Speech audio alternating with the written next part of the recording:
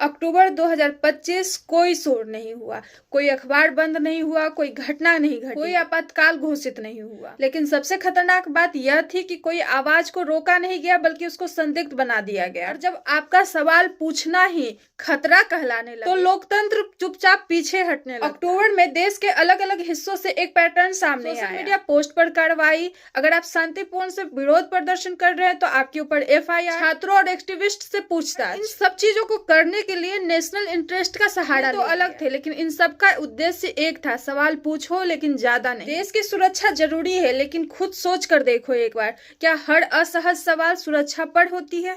जब सत्ता को आपका सवाल असुविधाजनक लगने लगे, धीरे धीरे अपराध जैसा ट्रीट होने लगता है। संविधान असहमति से डरता नहीं है, बल्कि वो आजादी देता है बोलने का, लिखने का और सवाल पूछने का। ये सारे राइट्स लोकतंत्र की सजावट नहीं है, बल्कि रीढ़ की हड्डी है। सुप्रीम कोर्ट ऑफ इंडिया बार बार कह चुका है कि राज्य की असुविधा आजादी से बड़ी नहीं हो सकती। अक्टूबर महीने में हमने यह देखा कि कानून तो मौजूद था, लेकिन उसका इस्तेमाल डर पैदा करने के लिए हो रहा था। अक्टूबर 2025 में सबसे खतरनाक चीज गिरफ्तारी नहीं थी, सबसे खतरनाक चीज यह थी कि खुद को चुप करा लेना।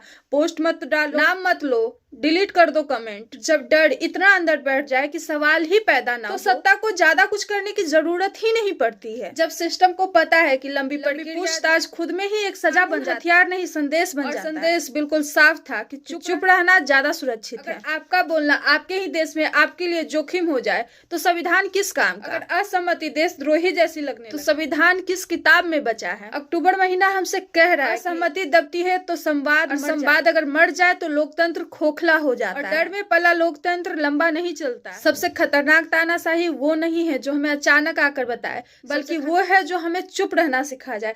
आपके इस बारे में क्या प्रतिक्रिया है? कमेंट सेक्शन आपके लिए खुला है। थैंक यू सो मच मेरे इस सीरीज को, मेरे इतने रिसर्च को इतना प्यार देने के लिए।